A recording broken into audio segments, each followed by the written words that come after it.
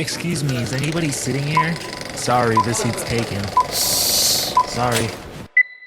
Welcome back to a brand new edition to Open Tabs on This Seat's Taken, where I'm your host, Rob Miranda, joined today by your second favorite diabetic, Mr. Diabeto himself. Thank you for coming, Diabeto. Hey, Diabeto, you know the vibes, man. Yeah, I said second because I would say everyone's first is probably Nick Jonas. Yeah, I guess. You're a close second, though. I am. Close second. If he didn't have that red dress, I'd definitely be number one, you know? So today we're not talking about any new movies because, I've been talking pretty openly about, past couple weeks. The writer and actor strike has been pushing a lot of movies back. This week was supposed to be like kind of a romance movie coming out, but got pushed back to February, so it makes more sense around Valentine's Day. So I reached out to you to go about talking about an Open Tabs episode. We're talking about different older movies, older classic movies. So I was trying to come up with a theme, and I was like, you know what, football season is just starting right now.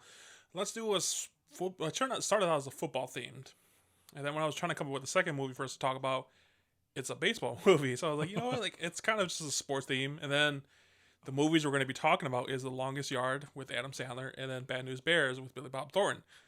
And it's kind of a theme of itself. Those are both remakes, from older movies to more current. So I guess it's kind of a theme in itself. The Longest Yard, I have been waiting for so long for somebody to pick this movie. It's a classic. Hell fucking yeah, it is a classic. Can of corn. All my boy Cole be calling one of our friends Brucey, and only we get the reference, so you can never go wrong with watching classics like this. Both of these movies came out when we were really young, but I know we've seen them 100 times since then. I feel like as we get older, we're appreciating it even more because a lot of our jokes went over our heads as a young kid, especially in The Longest Yard. I know I don't remember some of the stuff they're saying. So I'm gonna jump right into that too because not too much time to waste. Because we're on a time limit with your senses right now. I'll just leave it at that. It's okay. So we're gonna talk about The Longest Yard. I cannot wait to get into this movie. It came out in 2005. As I said, starring Adam Sandler, one of his first biggest movies. Nah, that's not true. It's probably his 10th. Yeah. Written by Peter Segal. I say serious movie maybe, because it's like a it's a comedy obviously, but he's playing a more serious role. Kind of, yeah. This is actually written by Albert Rudy, Tracy Keegan-Wynn, and Sheldon Turner. This movie was directed by Peter Segal, and this movie is about a prison inmate form a football team to challenge the prison guards. That's kind of vague. Paul Crew.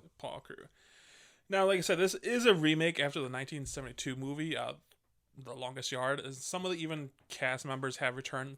There's only really two. The original Paul Crew, who's played by Burt Reynolds, and the guy who played the original warden. He's in this movie too. I don't know if you ever knew that. He makes a brief cameo. He's in the golfing scene where the warden's golfing and with the buddies. The guy who wants to take the picture. He's the original warden. Mm-hmm. Very cool detail to have him in there. What did you think of this movie? Do you remember when you first watched it? Honestly, no. Just because these movies came out in 2005 and everything. You just always remember they just always been there. You know? Exactly, but I didn't get exposed to it when they first came out. It was more when I was I'd say probably 10 years old or so. Joey, Danny, Freddie, and all them would show me and Gabe all these movies that we probably shouldn't have been watching at the age of 8 and 10. I agree. But once we started watching it, we loved it. They thought it was hilarious. That we thought it was hilarious. Then as I got older, I'd watch it even more with my boys, and we thought it even more funny. So honestly, it gets more funny every time just because, like you said, there's so many things that go over your head, and you're able to pay more attention to the little things. After you watch it more and more. I think there's several different things that I caught that I never noticed before in watching this the second time. I haven't seen it in a couple of years. But you just mentioned it's a little bit more serious for Adam Sandler. And I would agree with that. I was what makes this different than Waterboy or Billy Madison? It's not stupid jokes comedy, you know, it has heart in it. That's it's a big more part of it. action for him. Yeah, I would agree with that. But I think this just helps his acting. I think this is really what set his acting career. He's proven he can do comedy, but now he can prove he can bore a little bit more dramatic side to him. I think he killed it. Adam Sandler killed it in this role. He has proven himself several times, to do drama. with Uncut Gems and Punch Drunk Love. Grown Ups 2. No, I'm just kidding. Yeah. And there's a lot of famous people in this movie that I really like didn't know until like later in life watching it again. Hall like, of Fame football player. WWE stars in there, and also like Courtney Cox is in there. Nelly, all that. Yeah, I kid you not. Since I watched this earlier this week, I've been listening to nothing but Nelly all week. Let's put a pause on it for a second. I just mentioned it's the start of football season. How are you feeling about football this year? You're a big football guy, right? Oh, I'm a huge football guy. My fantasy teams are getting better every week. Almighty Diabeto, remember the name. Who's your team? I got 2 different teams, but one with the family. I got Mr. Jay Jettas himself. Hurt his damn hamstring, though, so that's crazy as hell. And I got him. He's also with my boy Tua, Taco whatever. Jalen Waddle. And my running backs are trash, bro. I got Kyron Williams, waiver wire. I got Javonte Williams, dog shit. Najee Harris, dog shit. And some other people. I got TJ Hawkinson in that one. And then in the other league with Joey and them, that team's like sneaky good. It's so weird. Like I have a bunch of like, I feel like sleepers on the team, but they're just exploding for like 15 to 20 points and ended up whooping everyone's ass, and I'm in second place in that one. We just talked about this before. We both had an opportunity to go to the Bears game recently, and that is not my scene at all, dude. Yeah, I agree. Personally, I don't like to go to any like sporting events if it's gonna be like freezing, you know, and like 70 or below. Exactly, unless it's like playoffs or something like that. Obviously, those are like more. You never know when's gonna come up again. It's not guaranteed. But football, that yellow line is not there when you're there in physically. You don't see the plays as fast. It's way more fast. There's no slow motion. Yeah, and like you're sitting so high up that you don't know where the ball's at and stuff like that. The biggest reason I'm not in I don't know, I just don't find it like as interesting. But it's weird, like when I watch it like in full movie form like this, like I was invested hardcore. Like fuck, they're like 3 downs, you know. So, you know, I'm calling all the fucking plays. Like they should do this, and like actual football, like it's not as exciting on this. Like you probably get like. On an average football game, you probably get like 3 or 4 very exciting plays. Yeah, I agree. I definitely more towards like 3 because there's a lot of plays that are just like any other day, you know? Right. But not many people are getting popped or making someone fall or anything like that, like with the juke. Now, football's getting a totally new fan base recently. Just because I didn't even know what team he's on. The Chiefs. He's on the Chiefs. Travis Kelce, right? Yeah. Is dating Taylor Swift now. And because of that, they're getting all new kinds of fan base. Mm-hmm. Not even there for like to watch the game. They're just trying to see if the camera will pan to her. Yep. The ESPN posted a tweet the other day, and the caption was like, "Look at Taylor Swift's reaction to Travis Kelce's catch," and didn't even show the catch that she had the reaction for.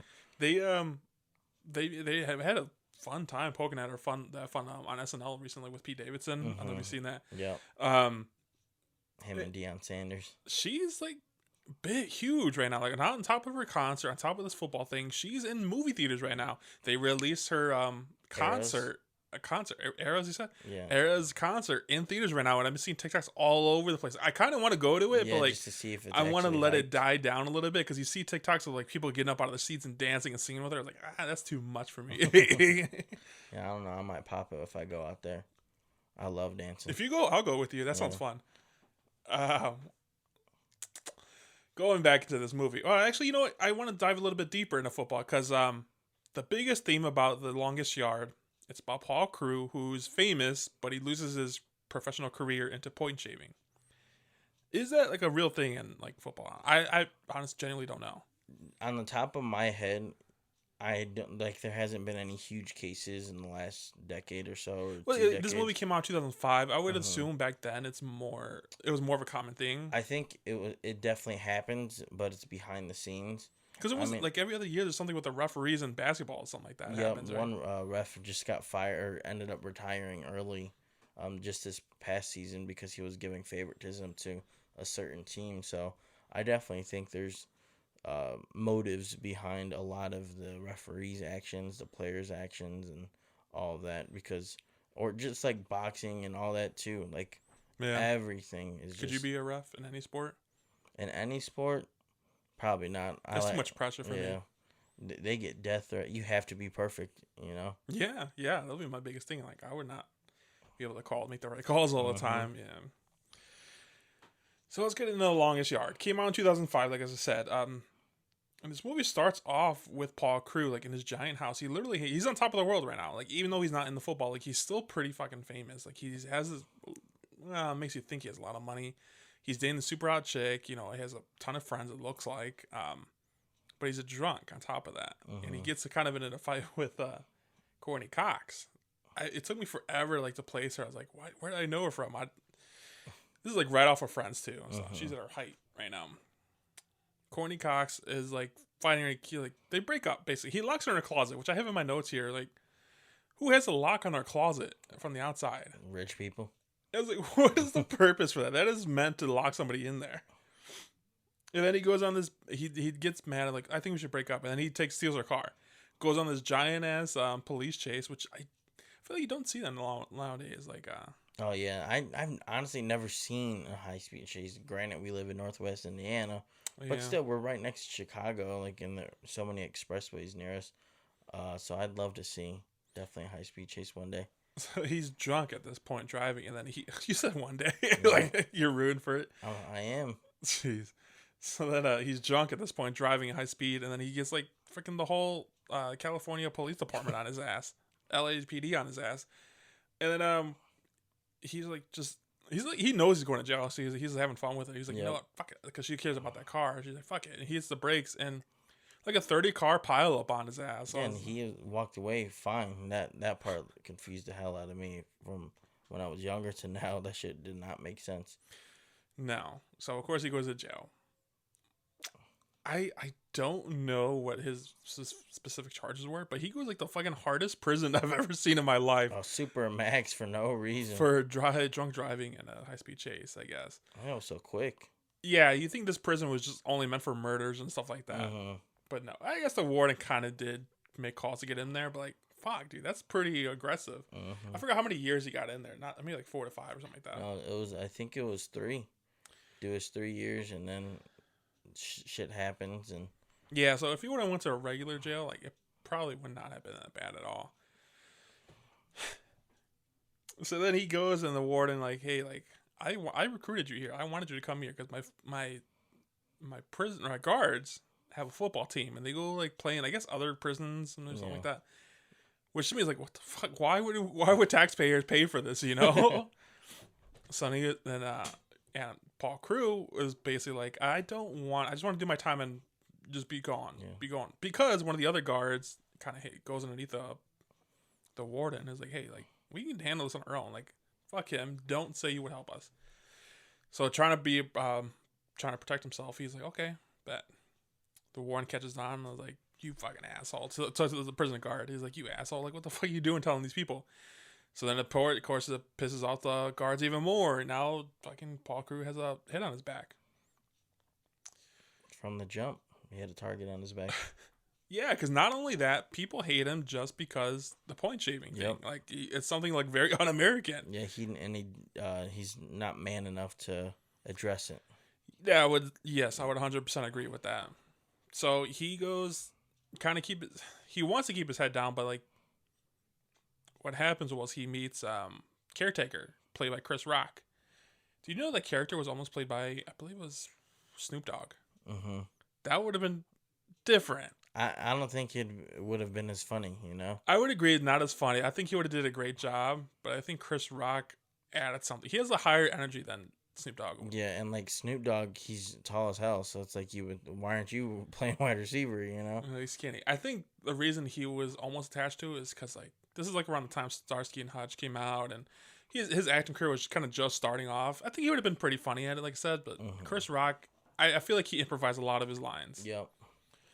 So Caretaker, his name is Caretaker in the movie, he convinces him to like, hey, like you can't be anyone's bitch in here. You got to stand up for yourself. So what does Crew do? He takes his fucking lunch tray and he smashes over the biggest guy there. And they throw a hornet's nest. Not an actual hornet's nest. So like, it's like a grenade that breaks off into a million little balls. at high speed, like that shit looked like it would fucking hurt. Yeah. But I was like, why would the guards throw that? Wouldn't that hurt you too? I would think. Yeah, because there's guards obviously on the lower level too, so it's like a bunch of little tiny rubber bullets that are just exploding. So as punishment, Crew gets the hot box for a week. Now, what the hot box is? Not the like good hot box. Yeah, Not the good hot box. It's like a tin closet basically in the hot ass sun. Which you think that would be illegal nowadays, because like you probably die of dehydration. Like they saw someone passing out in there. It's like I was hot just fucking looking at it, dude. Because it was in Texas, I think too. I think you're right. Yeah. No, I think it was like New Mexico or something like that. Somewhere hot. Yeah. Hot and dry. So, anyways, after getting out of the hot box, he's taken to the ward again. I was like, do you want him to try negotiating again? And he's like, all right, let me see what I can do. So he's watching the training camp go on. I was like, these guys look like they know what the fuck they're doing. Like, what's going on? Like, why do you need me here? It's like, well, they need a morale boost, basically. They need to see if I think something, if you show something as a professional, they would get their morale. And he basically brings in the idea, like, why don't you get into a pinup game where you just, it's before the season. It's like a scrimmage, basically. Like, it's not a serious game. You pick an easy team and just, get the morale by, like, going in as victors. Did you do that? You never played football, did you? I played football up until my freshman year of high school. Wow. But honestly, most of that stuff is like it's already planned out, like scrimmages and everything. But I think they even signed contracts and stuff to who you're going to be playing, when you're going to be playing them. In high school? Yeah, like the schools signed contracts for the districts and everything. So was it like a choice you didn't play in high school, or did you not make the cut? No, come on, don't do that. Come on, I'm way more athletic than your ass. Come on, buddy. Let's be serious. No, I didn't play. I like baseball more. Okay, So cool. That was going to be the next question in the next movie. So, and then that Warden gets a great idea. Like, all right, bet. Like, you want to do a pinup game? Like, I want you to make a team within the prisoners. Which right away sounds like a lot of legal trouble right there. I was like, I'm sure there's no way in real life this could happen. Like, on top of that, like, they're playing a game in a stadium far away. Like, these are highly, like, all of them like 4 stars or higher, like, dangerous levels. Yep. There's no damn way they're going to fucking let them go out in public. Facility. So Paul Crew is like, all right, like, let's see what we can do. Like, I need to, as return, I need you to get these prison guards off my back. So they kind of give him leeway a little bit. So Paul Crew tries holding tryouts, which is probably one of my favorite scenes in this whole movie. Who I didn't really know at that time, but I grew up to know and love, is Joey Diaz. Like, this big fat guy. Give me can of corn, Diet Coke. He's a pretty famous comedian. I see him on TikTok all the fucking time. Like, he's on a ton of podcasts all the time. I think he's hilarious. But like he's a can of corn guy. He's a big fat ass who can't even read. He's like, tree outs. I was like, what the fuck's a tree out? There's so many quotable lines in this movie. So he goes, and caretaker kind of like helps him as like an assistant coach to Paul Crew, and they'll go do these tree outs.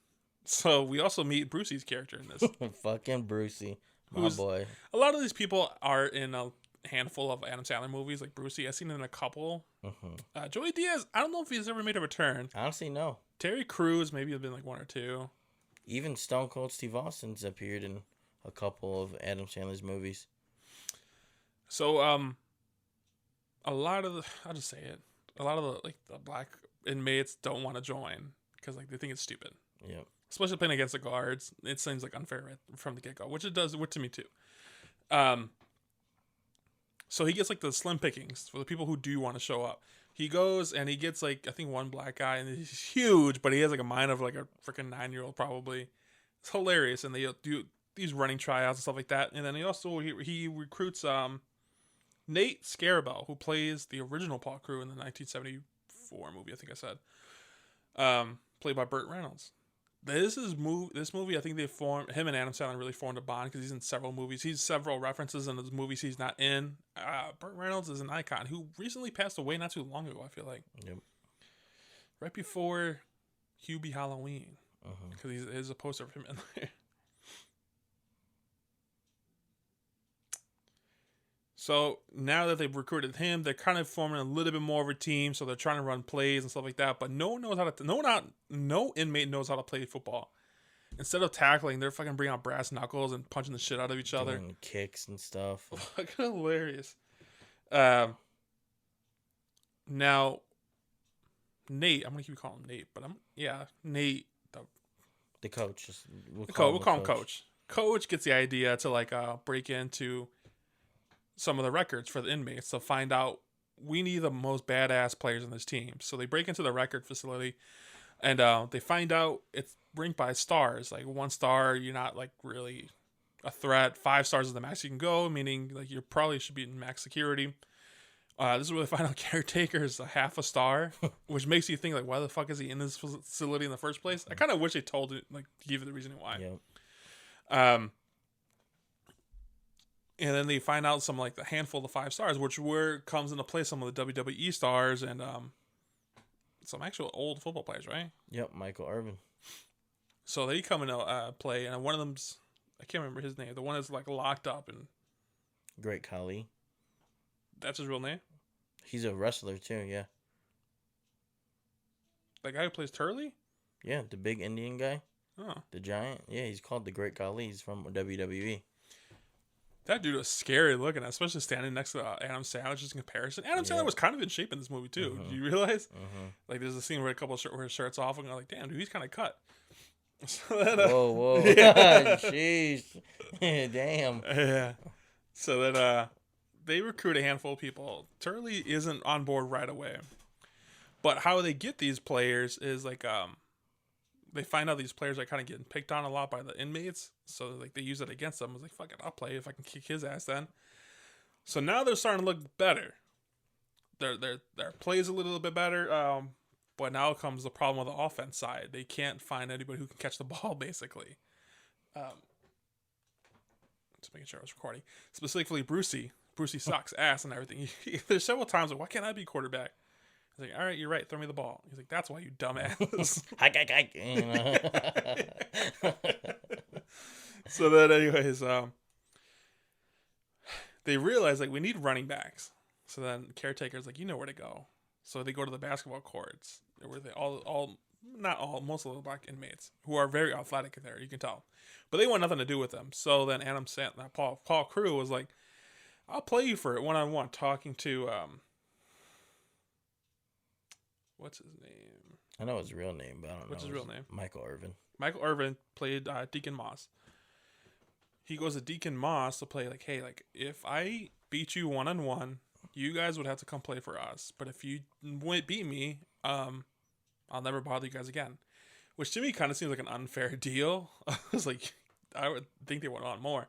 But anyway, so they play. And Adam Sandler in real life is known as a good basketball player. Yep. He's always playing pickup games in New York. Can you imagine just playing basketball in New York and just like Adam Sandler, hey, can I jump in? Yeah, wearing a polo and baggy ass 4XL shorts. That would probably set my whole life. Adam Sandler is pretty dope like that. So anyways, he's kicking ass. Like, he's holding his own on this. But, of course, they're playing unfair. They're kicking his ass, literally. Throwing him to a pole. Ripping his shirt. Elbows. Oh, man, that was... And like, did I foul you? Did I foul you? He did win. Technically, he did win. But then, like, Moss is like, the last hoop, he's like, that was a foul. Which, obviously, it wasn't. So then... he loses and he doesn't get the team, obviously. But he does get the attention of Nelly. Maggot is his character's name. Maggot, like, all right, anyone who can take a beating like that gets my respect, and I'll come play with you. And Maggot it's a reference to an actual football player. I can't remember his name. Something Maggot, maybe. But anyways, he's fast as hell. He becomes their best running back. I looked it up. Like, there's no way in hell that's really Nelly running that quick. And, of course, it's not. It's a stunt man, basically. I think sport acting is so fucking hard. Yeah, it's very underrated. Like, it make or breaks like sports movies for me, you know? Because like with this, they're actually hitting each other. This movie, it's good, but you go to other different football movies, and it's like, bro, how the fuck didn't you just tackle him? It's like you might as well just run right across the player. It doesn't look competitive, so then it ends up sucking. Adam Sandler had a stuntman in this movie. It's the same stuntman he's been using for most of his movies, like in what's the other football movie? Waterboy, and then I think some of his other movies too. He used the same stuntman. But you know who didn't use a stuntman in this movie was Burt Reynolds himself. In the very last scene when he gets hit, he wasn't supposed to be walked off, but he's just really hurt. Like they just went with it. I didn't know that. He didn't complain about it or nothing like that, which is pretty badass of him. But yeah, he did. He really got hit. Jesus Christ! Can you imagine getting popped at fucking 70 years old? Oh my God. So now that they got Maggot on the team, the guards are starting to get a little bit scared because they're starting to get some traction going. They got the mean machine going with a pretty mean defense, and now their offense is starting to come a little bit better together. But they have the guards have a snitch, Hunger. This is his name, Hunger, because this old ass man who's skinny as hell, who's snitching on all their plays and stuff like that, letting the guards know what's going on.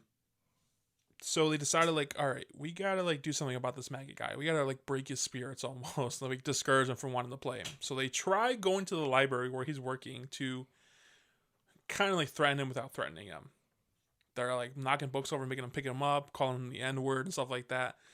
But who was there to notice was Deacon and Terry Crews, Cheeseburger Eddie.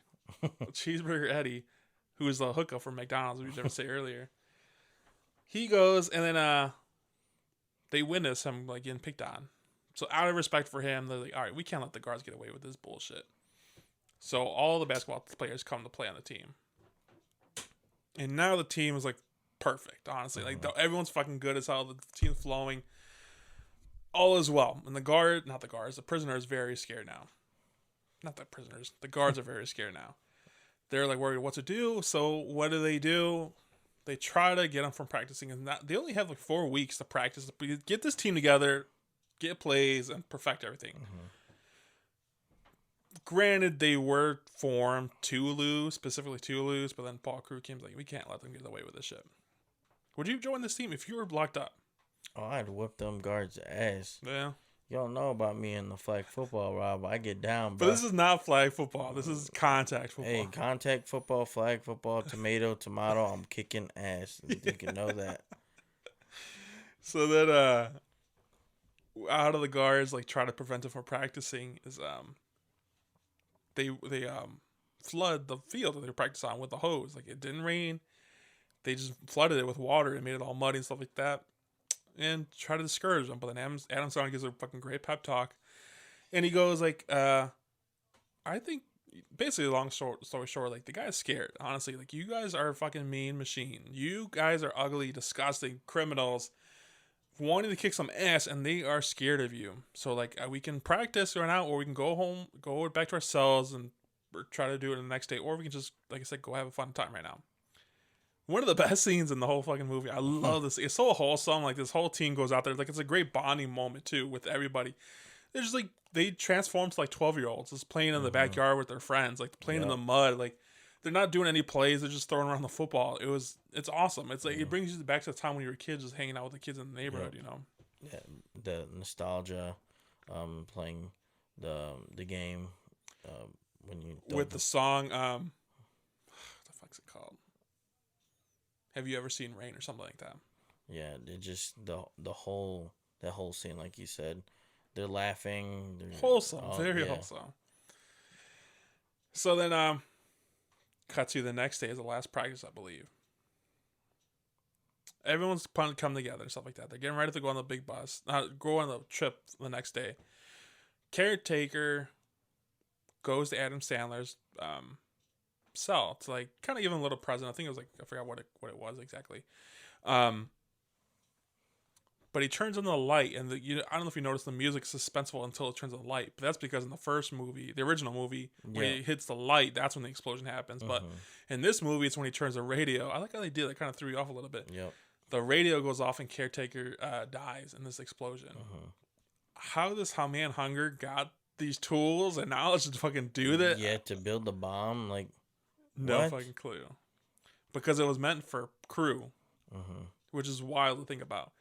So they have like kind of a little funeral. Like I can only imagine how sad that is. Like to be buried in the prison you were locked up in. Like, jeez.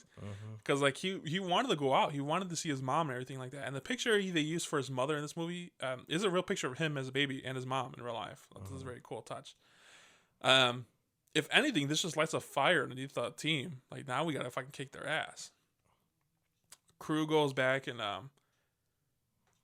the next day that comes, the football team goes to the stadium. It's gonna be covered by ESPN because, like, why the fuck not? Like, as soon as First scrimmage game.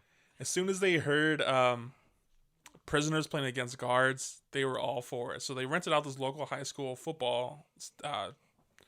Like a real fucking stadium, honestly. I wonder what high school this was, you know? It was probably college, actually, thinking about it. So then they had coverage everywhere. Now there is a stadium full of fans who are just curious. Would you, if you heard about this, would you go to this game? Depending on the price, but honestly, yeah. I don't know if I would. I probably would. It sounds fun. Like, it's gotta But be you gotta cheap for me. You know? Yeah, I'm sure it would be cheap because, like, there's guns everywhere pointing at these players, you know? Like, I don't know how safe I would feel. So anyways, they go, and the team, I don't know how, but caretaker sent them a gift from beyond the grave. They said they got them new uniforms. Where they get the money for this, I don't fucking know. And then the warden comes in to give him like a warning, like, hey, if anyone tries to leave, like, you will be shot in the head. And there's a scene where one of the guards, before he walks out, he headbutts the fucking locker. In real life, you know, that's like a locker meant to do that. Like, it's a fake locker door where it's meant to collapse. But someone pulled a prank on him in the first take. Like, he it wasn't fake, and he just bashed his head against the fucking wall. I heard it's in the deleted scenes or the outtakes or something like that, but I gotta look it up. And then this was first, you see Joey Diaz naked too in this scene. When everyone stand up. I'm like, geez, dude, you can sit down. And then he's like, thank God. Yeah. So then, all right, game time now. Even the coach is suited up. He's like, I wasn't sitting here for like 20 years just to sit around and watch you guys kick ass. So the game starts, and the first thing the players do is just fucking go ape shit out of these fucking guards. Which, what do you expect, you know? Suplex, throwing people through benches, through tables. I think like the first three plays like that, three downs were like that, where they just did not give a fuck. Until Paul Crew get him talk like, all right, you want to fucking kick these guys' ass, throw it on the scoreboard. Like, yeah, you can beat the shit out of them all they want, but it's going to heal. But if you're going to lose for them, you can hang that over their head for the rest of their lives. So they start playing. Now, these plays are fucking great, but as we talked about point shaving and the referee's going to be dirty, like, the referees were, like, picking on the fucking inmates. And, you know, he's another guy who was always in Adam Sandler movies. I didn't recognize him till watch this movie because the way he sounded, because he didn't look the same, but the way he sounded, he's always in his movies. Can't remember his name off the hand, but he's been like Big Daddy and stuff like that. He's being unfair to their team. So Adam Sandler, I got a way to get this ref off our back. So what does he do? He takes the ball and he throws it straight at his fucking nutsack. I fucking cringed watching that. I was like, oh shit. I still do. And the second one, he's like, should we go for the left nut? No. He does it again. Back to back. And then everyone's cracking up. And one of my favorite scenes, it's mine and Gabe's favorite scene, is when the Great Khali, they put freaking, every time he talks, they put subtitles. Yeah. Even though you can understand what he's saying. But he goes, oh, he my was like, balls! oh, my balls! And he fucking, I just always crack up at that scene. He gives him a wet willy too. And all that. So then, now the game's kind of be a little bit more fair now. But the meme machine is catching up to them now. Again, point wise, I think they at halftime they're tied. I think they're maybe down a little bit, but I'm not too sure. It's close. It's too close for the warden, actually. So he has to go down there and like warn Paul Crew. Is like, you're not supposed to win. You know, you're supposed to fucking lose. So he threatens Paul Crew, like, if you don't start like letting us get a lead, like, I'm gonna pin Caretaker's murder on you. So Paul Crew kind of like has no fucking choice now. He's like, fuck, dude, I'm not gonna hold up a court. Like, I'm gonna go to prison for the rest of my life, which fucking sucks. So then the warden goes to the other team saying like, hey, like, to the prison guards captain, is like, hey, like, you guys are fucking sucking. So I took care of this. Like, I told the guys like, hey, like, if they gotta start letting you win. And it kind of pisses the guards off a little bit too. So then it comes back, of course, Crew is like letting them leave. He's throwing bad throws. He's like throwing interceptions and stuff like that. He's just kind of like he did in his old games. And the fucking team kind of catches on, like, what the fuck is he doing? He's not acting like himself. He's throwing this game, pissing everybody off because that's not what he was talking about the whole fucking time training. So Crew kind of gets like a morale thing. Like he realizes like what I'm fucking doing is wrong. Like I'm so stupid, and he kind of gets the back of morale a little bit. So he's like he goes back in the game trying to win the game, but at this point he loses respect for from the whole team. And they're like letting the team sack him and stuff like that. Pretty fucking hard. So then Paul Crew's like, fuck it, I'll do it myself. Which he goes, and not only does he like get a first down, but like he loses his helmet, which is super fucking dangerous. Like I was like nervous. You're not gonna be breaking shit like that. Yeah, that's, and nowadays you lose your helmet, you're down right away. Is that true? Yep. I don't know. I just saw like because I know like your hair is technically considered part of your uniform. Well, yeah, there's people who have long hair. Yeah. If you get tackled by someone pulling your hair, which is just seen not too long ago that happened, and that was like a big deal. Because like, it's like I said, technically legal, but it's just kind of like a bitch move. Yeah, it's like, and you can hurt their neck, you know. Yeah. So, anyways, Paul Crew then gives a big motivational speech where he finally admits to everybody, like, yeah, I did throw that game. Like, I was in a bad way with the wrong people, and now they're trying to do the same thing to me again. But I don't want that to do that twice in one lifetime. So, fuck it, let's just win this game. Now they're coming back. I think they're in the fourth quarter, maybe like five plays left to play, and they end up coming back. They end up winning, and then there comes to a chance where they could either tie it or go for it and win. And Troy's like, of course they go for it and win. And, I'm skipping over a lot of stuff because I want to talk about the cheerleaders too, played by Tracy Morgan. Fucking hilarious in the movie. Like, I wondered, like, how he got in the mindset to play this because he played it perfect. Like, literally, if you see any interview with him or watch any movie or any skit with him, like, you had no idea he had the capability to play like a... He's kind of like the same character as well. Yeah. Kind of like a transgender cheerleader in this movie. We didn't talk about Brucey's secret life because if we find out he is gay and he was having an affair with Tracy Morgan's character. And during the game. Oh my God. He goes like, he kicks the ball and he says, "Dear Jesus Christ, if you help me with this kick right now, I promise to stop cheating on my wife with black guys." Rob Schneider makes a cameo in this movie as his character who goes like, "You can do it," which has gone away, and I wish it would come back because it's hilarious little detail into the movies. And it just I skipped over a ton of jokes in this, but this movie is so funny. There's a lot more jokes that I didn't realize or forgot about watching this as a grown up, and I think everyone should go watch this. Attention to detail, like the prison, the way they made the prison look and like behave and stuff like that was very great in this movie. The chemistry between everybody was fantastic. The soundtrack was very good. I have nothing but great things to say about this movie. There was no moment where I felt like it was too slow. Yeah, I feel like you can start this movie at any point in time, like any point in the movie, and you would still laugh your ass off the rest of the movie. Yeah. What would you give this movie 1 out of 10? Easy, honestly, a 10. I'm giving this a 10. I think it's the perfect calm / like feel good story, Which is wild too, because it's not like, so when I come like give perfect scores like that, there's a couple things that gotta be checked off my box, like the chemistry, the plot, the actual plot, and then the pacing. This kind of breaks tradition where like there's not even like a romance lead in this movie. Exactly. Like, there's not like a romance between a man and woman in this movie. It's more like friendship that really gets you. I would give it a 10 out of 10 too. It is great. Nothing to complain about. Literally, it's got everything you need from a movie.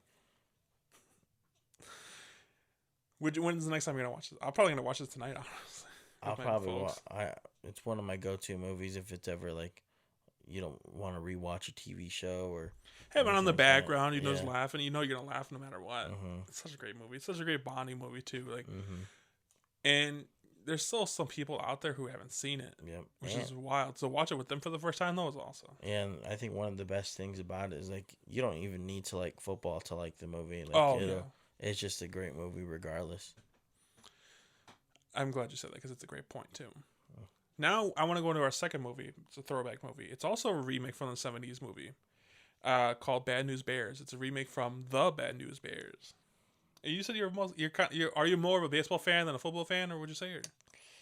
I'd say I watch I'm more into baseball, like watching it, attention to detail. But football, I watch way more teams. Like I can watch any game. Baseball, I'm usually only watching the White Sox and stuff like that.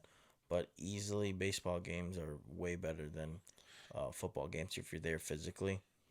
Physically, yes, I would say so. They're great to watch, but like on screen, I feel like it's less action than football, though. You know. You would think that, but if you're actually like, if you know like the rules and all that, everything that goes behind it's amazing. But even like playoff baseball right now, playoff baseball, the way these teams get together. I mean, the Philadelphia Phillies themselves, they every time they win, they have a theme song with Callum Scott, dancing on our own, and they're always singing it and drinking champagne and beers and all that. So once you get more into it, the intensity picks up. You just said the Sox team is your team, and then I don't know. This household, like my family, they're Cubs fans. My dad is a Cincinnati fan though, which I honestly like. People who pick teams that aren't their hometown team, I give them respect for, because like, okay, like you actually pay attention and stuff like that, which is pretty cool. I forgot to mention before we get on to this next movie. The Longest Yard. That just random fun fact about it. That is the second highest grossing comedy sports team of all time. Can you guess what the first one is? Sandlot. No, surprisingly not. Damn. It's actually Waterboy, another Adam Sandler movie. He's the GOAT, man. He is the GOAT. I kind of wish he would come out. There was rumors that he was going to come out with another Waterboy. Yeah, I wish, man. Like, but there's also another rumors like he might come out with another Don't Mess with the Zohan. Oh my God, that is so. So, which he's not known for doing sequels. I think Grown Ups is the only movie he's ever done a sequel to. Yep. So for him to come out or something, well, not murder mystery, and I guess, yeah.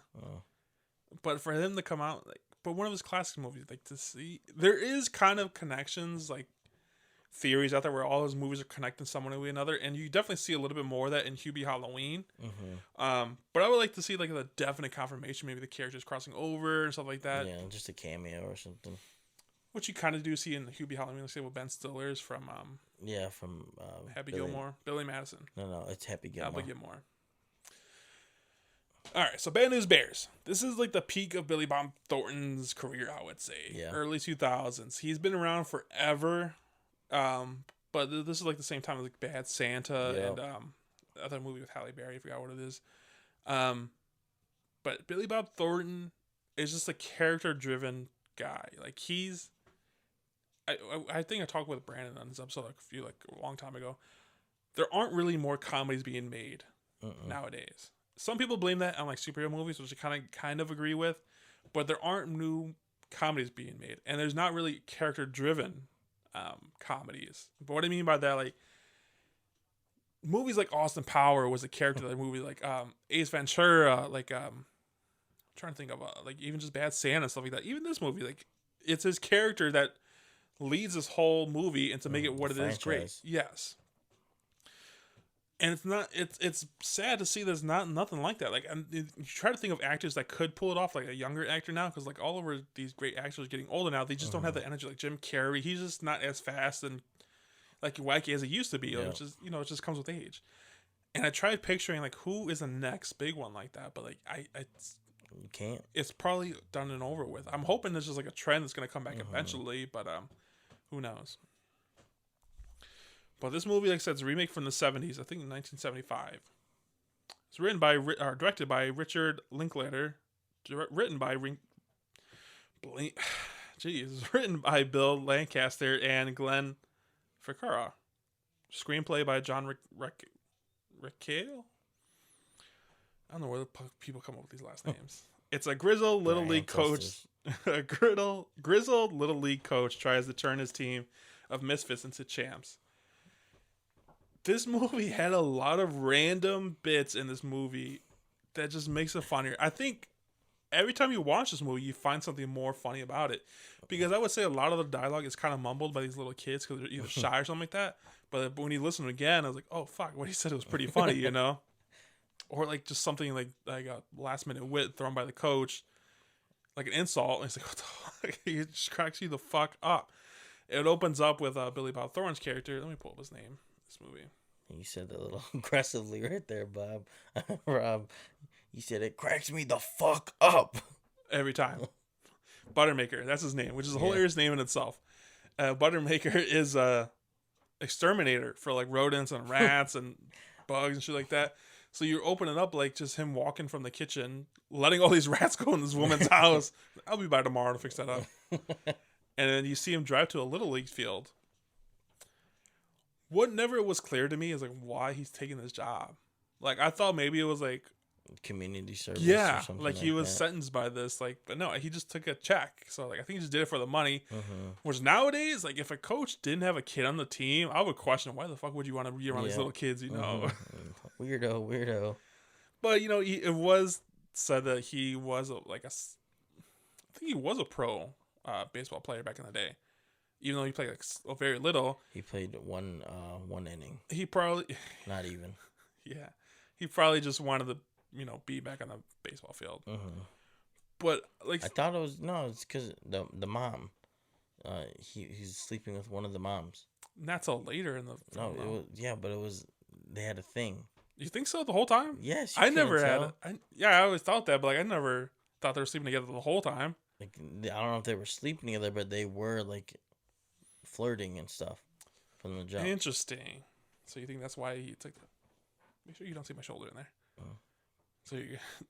That was just one of the biggest things. Like I thought maybe like he thought it was easy money just babysitting these kids because he didn't give a fuck the whole time. Mm-hmm.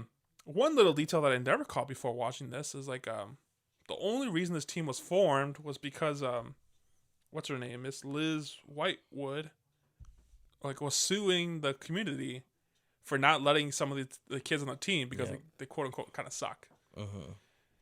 Not kind of. They're awful, buddy. They were like this whole team was filled with all the rejects of all like everyone who like didn't. Just imagine Rob trying to play baseball. Get out of here. So then, so he kind of got stuck, like they said, teaching the rejects. No one, the league doesn't give a fuck about them. They thought they were kind of like the ones that are gonna be like last place and out of the season real quick. So every single character stood out to you in this one. I loved how you give like a little story behind it. There was one kid who was depressed at home with his home life. There's one kid who was bullied, like the little short blonde kid. He was like just a kid pent up with rage, and there was the other kid who was shy. Was a fat ass in there. The fat kid and the little kid going at it. Shut up, fat ass! Oh my god! Or when Buttermaker asked him, the fat kid, is that a bag of bacon? He's like, I gotta do it to keep my high metabolism, but I got it here with dumbasses like you who make me feel bad. And then right after that, like, all right, whatever, go pick up a bat. He's like, here we go again, picking on the fat kid. Or when he fucking he tells everyone the ball's he's gonna hit it, and he bunts it, and everyone just stares at it. And the fat kid's like, what the fuck? Like, come on. One thing about that, another thing that's commented with this movie and The Longest Yard, I imagine both of the sets being just fucking like a great time all the time, Billy Bob Thornton, you have to hang out with these bunch of kids, but they're funny, especially because it's kids swearing and stuff like that. Of course you're gonna fucking laugh. Oh my god. Or the kid in the freaking electric wheelchair playing. Yeah. Like, this movie has just so many random gags. Like, why... What random gags, like there's a part where the kid in the wheelchair has like a patch on his eye, and it wasn't Buttermaker goes like, "What's wrong with your eye?" He's like, "Oh, my mom said I can't serve the eye," or something like that. And then he goes like, another kid goes, "What's wrong with your eye?" Like, "A cat scratched me." Don't tell Buttermaker though. But you never see him with the eye patch again. Like, what was the point of that gag? For like no reason. It was so funny. God. It was like that throughout the whole movie. So, anyways, like the team is formed so like that. These kids don't know what they're doing. They're kind of just Buttermaker's just like, there's a scene where he's like practicing with them. He's like, all right, I want to throw you a special pitch called like, I forget what it's, the change up, where it's like, looks like it's gonna hit you, but it's gonna fall right off the table and like not hit you. This whole practice, he's like just throwing balls at these kids and they're hitting them. Can you imagine standing like third in line? It's like, oh fuck, like is he gonna hit me too? Yeah.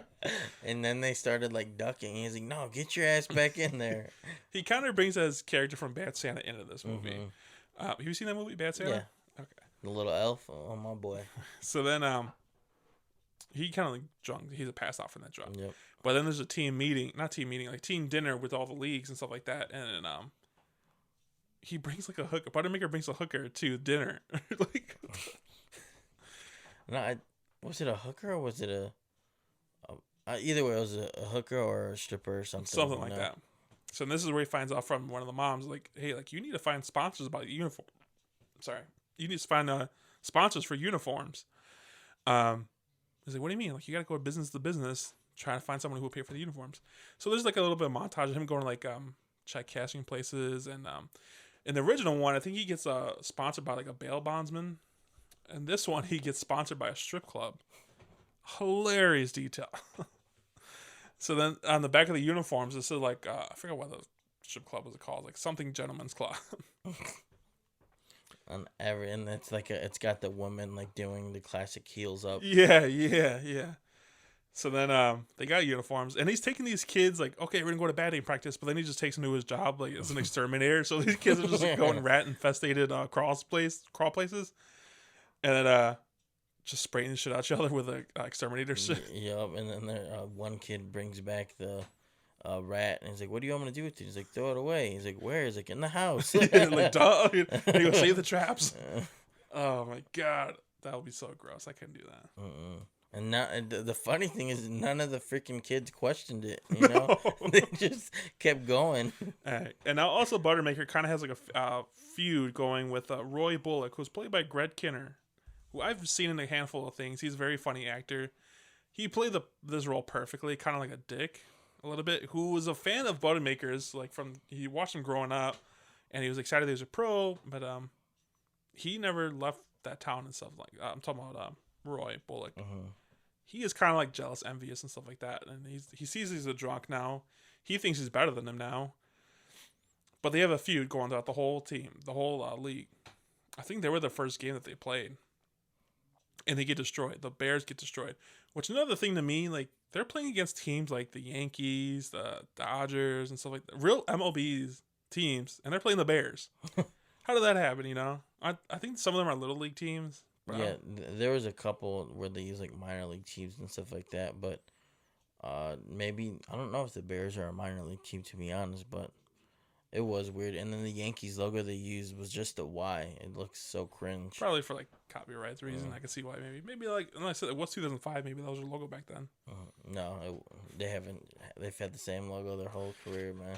So then kids are kind of get discouraged a little bit. So then the Buttermaker kind of like, all right, let's start taking this shit seriously. So they start showing them some actual practice drills and stuff like that. They get a little bit better. But he's like, all right, we need something that's going to kick us up a notch. So he recruits this little girl who's maybe around the same age, but she's like tall as fuck. She recruits them, and apparently it was this girl he used to date his daughter, right? No, it's his daughter. That wasn't his daughter. Yeah, it is. It's not his daughter. Yes, it is. I didn't think it was his daughter. She literally calls him dad. I think she meant like, because I thought she just dated his mom, her mom, and then, you know, she was just there. Like her kid. I don't think it was his daughter. Anyways, she recruits him, and she's like a hell of a pitcher. Maybe it is, because maybe she got that from him, I guess. Okay. Yeah, you're going to need to fact check yourself, buddy. So she recruits him, and has a hell of an arm. She becomes their pitcher and stuff like that. One of the funniest lines from the little blonde kid, he goes like, what, we got a girl now? What's next? A crippled? And he's like, oh wait. And he turns around. and the guy's just sitting there taking like, what the fuck did I do? You know? Yeah, that kid like did not afraid to give it back to whoever was throwing it to him. Yup. So funny. And then you see him doing drills out there in his wheelchair, like they're catching ground balls, and he's trying to lean over. Everything's going right over him, and he's just not moving, and then he has to turn around with his little joystick. Oh, it's hilarious. There's a scene in the movie where like he gets stuck and he can't go. It's just funny because like that kid in real life is not like paralyzed at all, you know? Like they just like, let's put you in a wheelchair in a fucking baseball movie. Yeah. And they're running laps, and he's just riding around with everybody. It's so funny. He's like, how are them batteries in that thing, I think? So then, anyways, they recruit this little girl, and they start kicking ass a little bit. They're doing well enough. I think like the first victory is like a tie or something like that. And Buttermaker goes like, losing is like kissing your sister, but I would say like doing a tie is like kissing a really hot stepsister. Yeah. So then, all right. So then they're still playing a little bit. Now what's gonna drive them forward? They find this other kid. What's his name? Is it Tyler? I think it's Kelly. Kelly Leak, who's in the same grade as his kids, but probably got held back because he's obviously taller and stuff like that. He has a hell of an arm. He's a very athletic kid, but he's just like one of those kids like rides a dirt bike and hangs around the baseball field. Like, what a weirdo. Like, he kind of like wants to play a little bit, I guess, but he wants to be invited, I would say. Yeah. So he starts playing for the Bears, and they start kicking ass a little bit. One of the funniest things about this movie is like to go to their victory spot is Hooters afterwards. They're all smashing the wings and all that. Wings, hot dogs with no buns. He's like, yeah, if I eat them like this, I can eat as many as I fucking want. And the little blonde kid goes like, my dad says people who eat ketchup with their hot dogs are either like, what do you say, inmates or Texans or some shit like that. just random one-liners that just go over your head, but so fucking funny. So then they start winning a little bit, and they're catching tractions. They're still competitive, very competitive with the Yankees, I think they are. Trying to think what else happens after that. Once they get competitive or what? After they recruit the new kid. Oh, they start winning and winning and winning, and they're playing better. Okay, so like to help celebrate, they Buttermaker gets invited to dinner by the mom, Miss Whitewood, to have dinner, and then this is where like you see them, you find out they're hooking up a little bit. He gets caught. The Buttermaker gets caught leaving her bedroom by her kid. Like, what's the kid's on his team? And he's, what are you doing here? He's like, I'm here to make sure you're oiling your mitt. he just bolts. And then the next day, the kid goes, like, yeah, make sure you're oiling your mitt. He came to my house last night to make sure. So fucking funny. And it just flew right over the kid's head too. You know, like these kids were so oblivious to everything.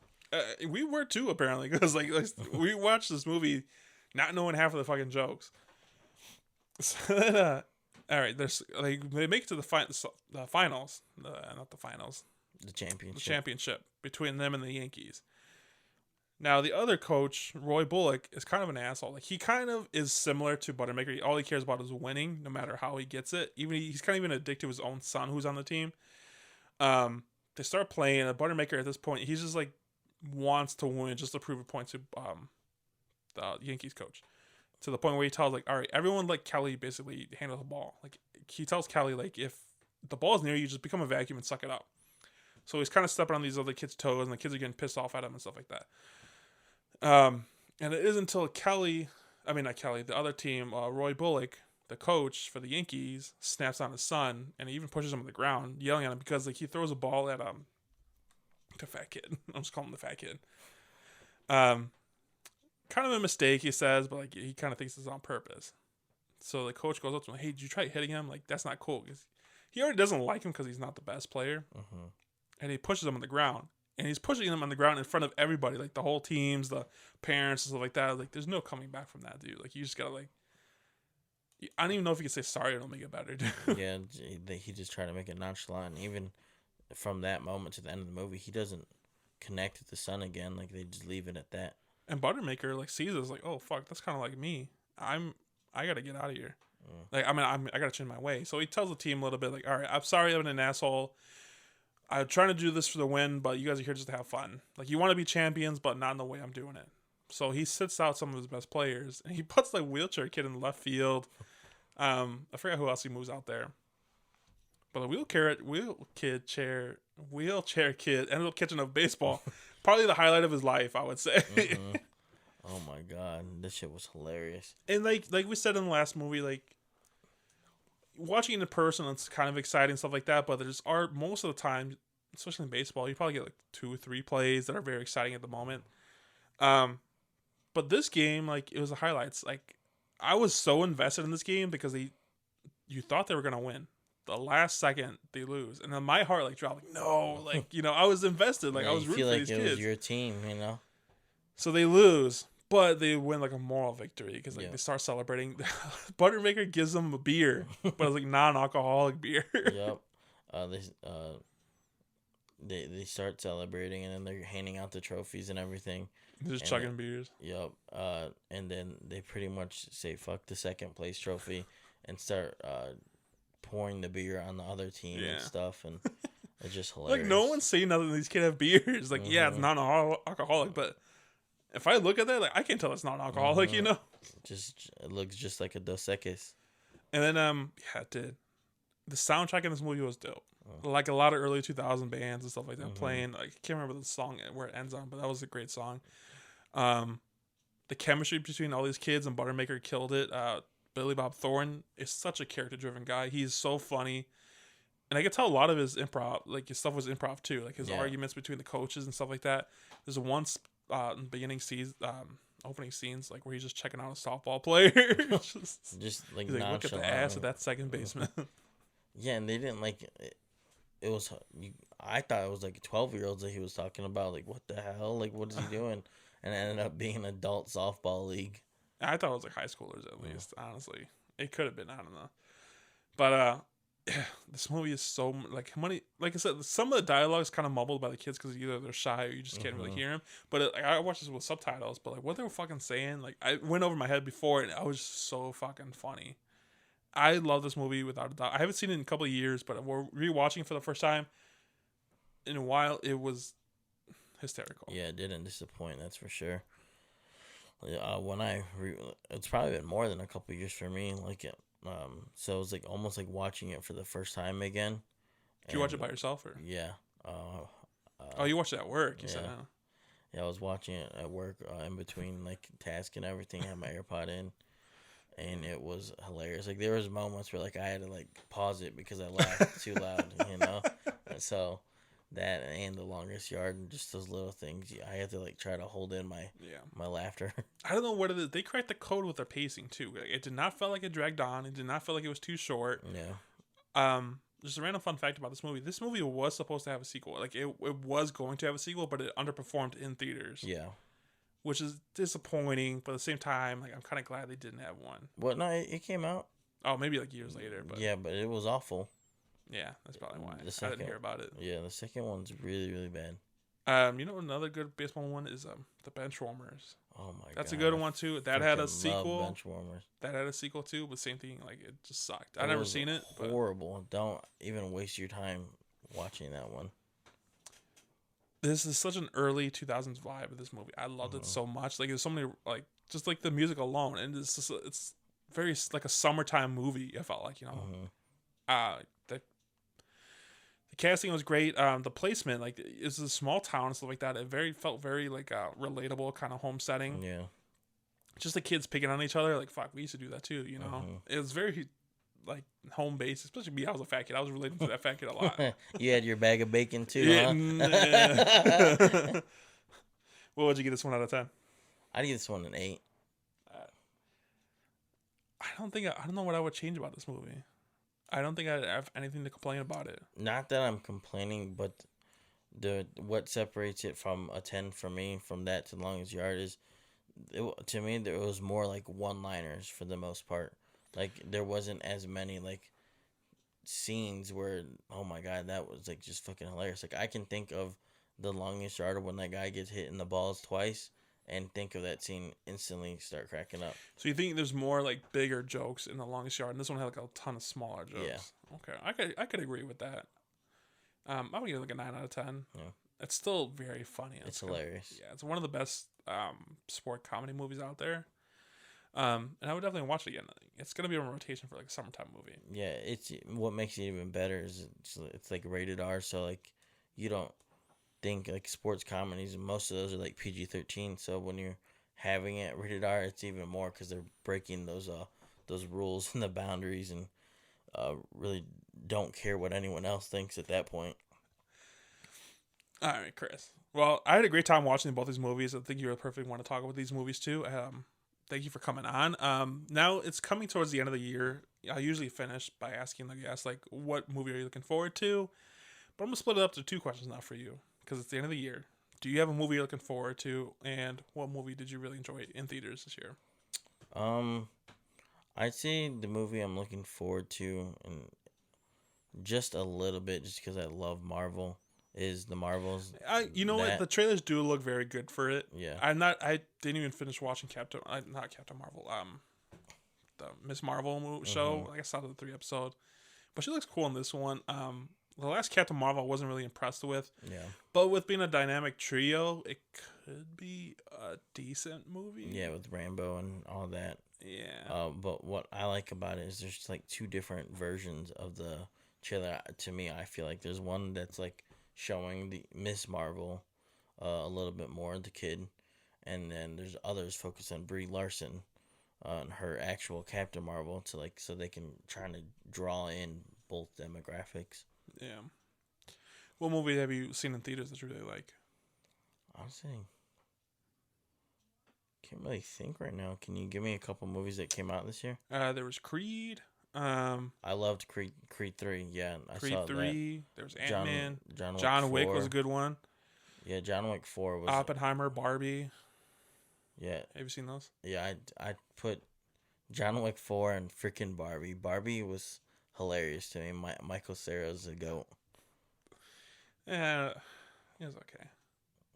Actually, there is a movie you're looking forward to coming out too. You actually DM'd me a trailer of something you want to watch with Jason Statham. B or something like he that. had like 2 or 3 movies that came out this year too. He had Expendables 4, and there's one like no one heard of that I went to the theaters and I was the only one in there. It's like a heist movie. It's kind of like a Mission Impossible feel with Audrey Plaza in there, and someone else famous too. I forgot.